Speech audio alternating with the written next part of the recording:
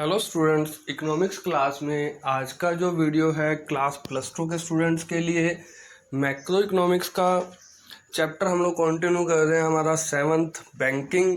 और आज का जो टॉपिक है commercial bank and primary functions, कि कमर्शियल बैंक क्या होते हैं और कमर्शियल बैंक्स जो भी फंक्शंस परफॉर्म करते हैं उनको 3 पार्ट्स में डिवाइड किया गया है: primary functions, secondary functions and modern functions.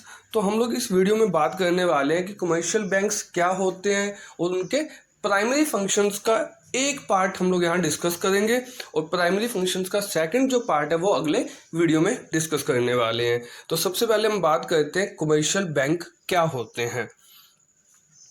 Commercial bank A commercial bank is a monetary institution which serves the interest of its depositor by providing security to the deposits of money and on the other hand makes profits by investing such deposits in the protective measures by extending loans। कि एक commercial banks क्या हैं? एक मौद्रिक institutes हैं, एक monetary institutes की एक ऐसी संस्थाएं जो क्या करती हैं, जो डिपॉजिटर मतलब पैसा जमा करवाने वाले लोग, मतलब हम लोग, अगर हमारे पास सरप्लस मनी है, हमारी इनकम्स में से खर्चा करने के बाद कुछ पैसा बच गया है, तो हम उस पैसे को क्या करते हैं, बैंकों में जमा करवाते हैं। मीन्स हम डिपॉजिटर, मतलब बैंक हमारे पैसे को जमा करके उस पैसे की सुरक्षा करता है और हमें ज़रूरत पड़ने पे वो पैसा वापसी भी लौटा देता है।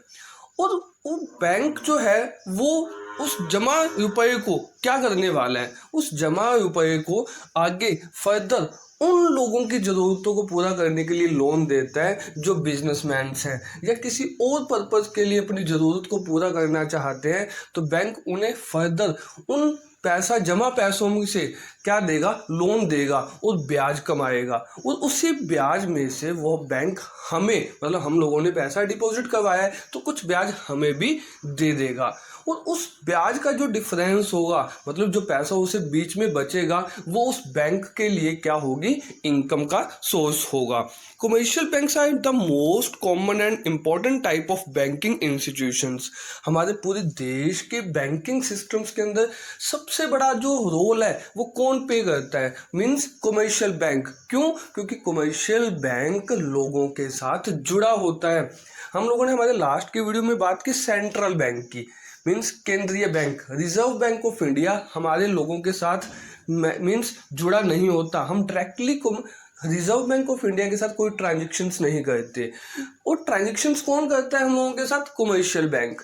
तो कमर्शियल बैंक हमारी बैंकिंग सिस्टम्स के अंदर हमारी बैंकिंग एक्टिविटीज़ को परफॉर्म करने के लिए हमारी लाइफ में बहुत अच्छा रोल प्ले करता है। हम बात करने वाले हैं इस वीडियो में functions of commercial bank. Functions of commercial bank can be categorised into primary functions, secondary functions and modern functions. 3 parts में डिवाइड किया गया है और हम लोग बात कर रहे हैं फिलहाल primary functions. Primary functions of commercial bank consist of accepting deposit, receive deposits and lending money, making loans and advances and investments of funds।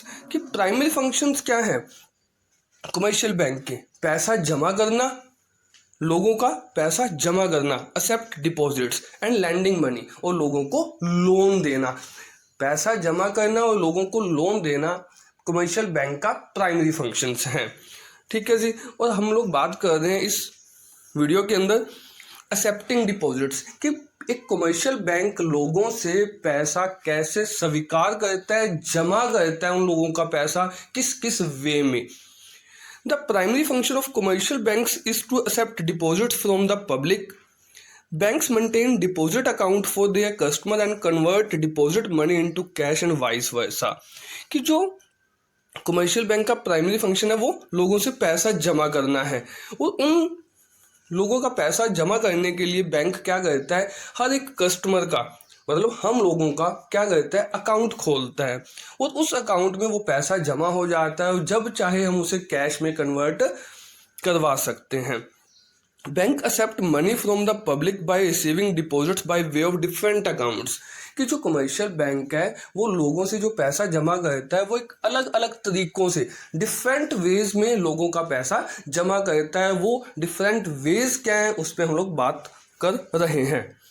तो सबसे पहला पॉइंट है सेविंग बैंक अकाउंट, कि हम लोग बैंक में अपना पैसा जमा करवा सकते हैं। कैसे अकाउंट के वे में, कि किस अकाउंट के वे में, सेविंग बैंक अकाउंट के वे में।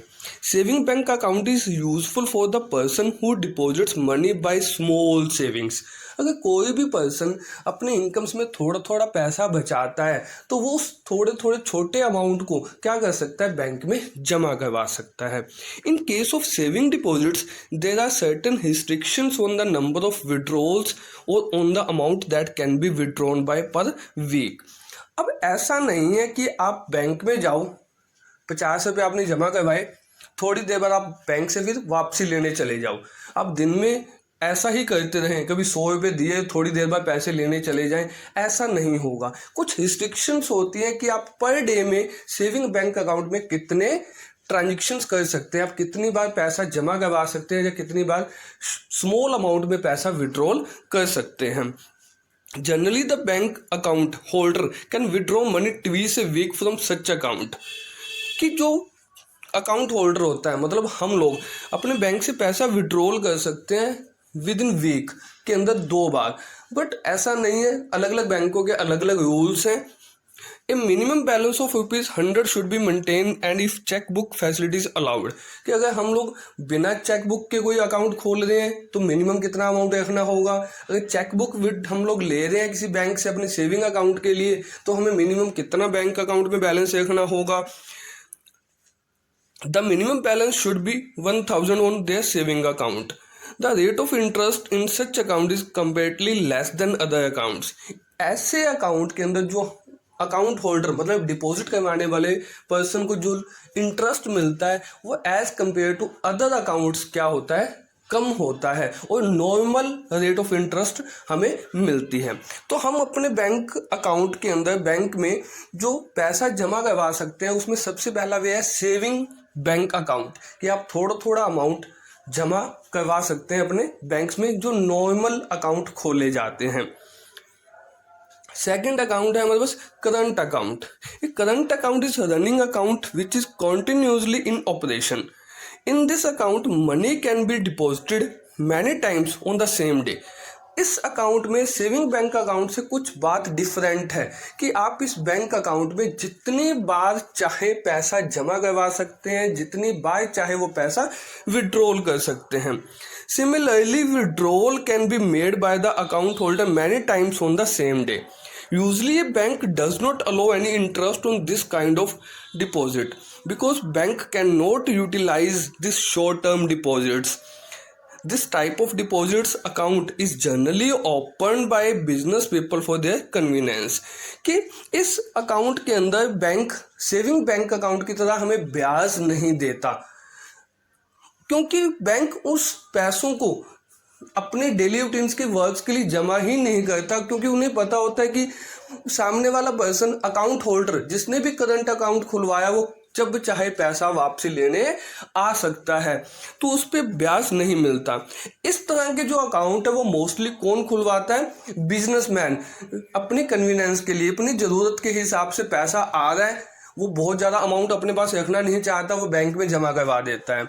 अगर उसे कोई पेमेंट्स करनी है तो वो बैंक से विड्रॉल करता है और पेमेंट कर देता है। तो इन अकाउंट्स के अंदर जो ट्रांजेक्शन्स करने का जो नंबर होता है वो आप जितने चाहे ट्रांजेक्शन्स कर सकते हैं बैंक के अकॉर्डिंग, बट उसमें आपको ब्याज नहीं मिलने वाला। थर्ड पॉइंट है हम लोग बस रिक्यूरिंग डिपॉजिट अकाउंट। हम लोग नॉर्मल अपने डेली लाइफ में बोलते हैं RD account, recurring deposit account. A recurring deposit is one form of saving deposits. In this type of deposit, at the end of every week or month, a fixed amount deposited regularly. कि इस account के अंदर हमें क्या करना होता है कि पर मंथ एक सेम अमाउंट हमें क्या करना है, बैंक में जमा करवाना है। अगर हम लोगों ने एक अकाउंट खुलवाया बैंक में 1000 रुपीज़ पर मंथ के लिए, तो हमें हर महीने के लास्ट में क्या करना है, 1000 जमा करवाना ही होगा, जितने साल के लिए हम लोगों ने बैंक में वो अकाउंट खुलवाया है।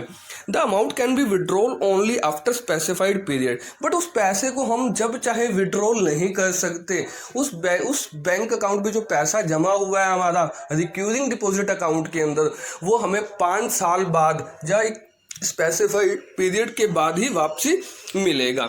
The rate of interest on such account stands favourably as compare to the rate of interest on the saving bank account, कि इसमें जो हमें ब्याज मिलने वाला है वो as compare to saving bank account क्या होगा, ज़्यादा होगा, क्योंकि हम लोग उस पैसे को विड्रॉल नहीं कर पा रहे। Because such account partially resemble the fix deposit account, ये जो अकाउंट है वो एक फिक्स डिपॉजिट अकाउंट की तरह काम करता है कि हम पैसा तो किश्तों में जमा करवाते हैं, बट हमें वो अमाउंट मिलेगा एक बिग अमाउंट के वे में, इकट्ठा ही वो अमाउंट हमें। नेक्स्ट पॉइंट है हम लोगों के पास फिक्स्ड और टाइम डिपॉजिट अकाउंट। फिक्स और time deposit account, the money is deposited for the fix period and can not be withdrawn before the expiry of that specified period. अगर आप bank में एक ही बार में बहुत बड़ा अमाउंट जमा करवाते हैं और 5 साल के लिए या 7 साल के लिए, तो आप उस पैसे को विड्रॉल भी 7 ही साल के बाद कर सकते हैं। आप बीच में वो पैसा विड्रॉल जब चाहें नहीं कर पाएंगे। इस जो अकाउंट के अंदर जो इंटरेस्ट होगा वो डिपेंड करेगा length of time of deposit पे, कि अगर आप लोगों ने 5 साल के लिए पैसा जमा करवाया है तो कितना ब्याज मिलने वाला है, 7 साल के लिए करवाया है तो कितना, या 10 साल के लिए आपने पैसा जमा करवाया है तो 10 साल बाद ही पैसा विड्रॉल कर सकते हैं, बट जो ब्याज होगा वो as compare to other accounts हमारा क्या होगा, ज़्यादा होगा। इसे टाइम डिपॉजिट भी बोला जाता है। क्यों? क्योंकि एक टाइम पीरियड के ख़त्म होने के बाद, एक्सपायर होने के बाद ही वो पैसा विड्रॉल होगा। और इन सभी अकाउंट्स के लिए जो भी कंडीशंस या रूल्स एंड रेगुलेशंस हैं वो रिजर्व बैंक ऑफ इंडिया क्या करता है, डिसाइड करता है। तो हम लोगों ने यहाँ देखा कि 4 वे में, मतलब 4 वेज में हम लोग डिफरेंट तरीकों से पैसा बैंक में जमा कर सकते हैं।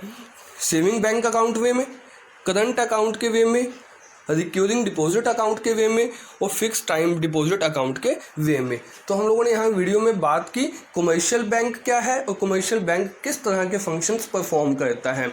प्राइमरी फंक्शन, सेकेंडरी फंक्शंस और मॉडर्न फंक्शंस। तो प्राइमरी फंक्शंस को 2 पार्ट्स में डिवाइड किया गया, एक्सेप्टिंग डिपॉजिट पैसा जमा करना और लैंडिंग मनी। तो नेक्स्ट वीडियो में हम लोग बात करेंगे लैंडिंग मनी कि जो कमर्शियल बैंक है वो पब्लिक को किस वे में लोन प्रोवाइड करवाते हैं। तो हमारा यहाँ वीडियो कंप्लीट होता है कमर्शियल बैंक क्या थे और प्राइमरी फंक्शंस का एक पार्ट एक्सेप्टिंग डिपॉजिट्स। तो नेक्स्ट वीडियो में हम लोग मिलेंगे लैंडिंग मनी या कमर्शियल बैंक पब्लिक को लोन किस किस वे में देते हैं।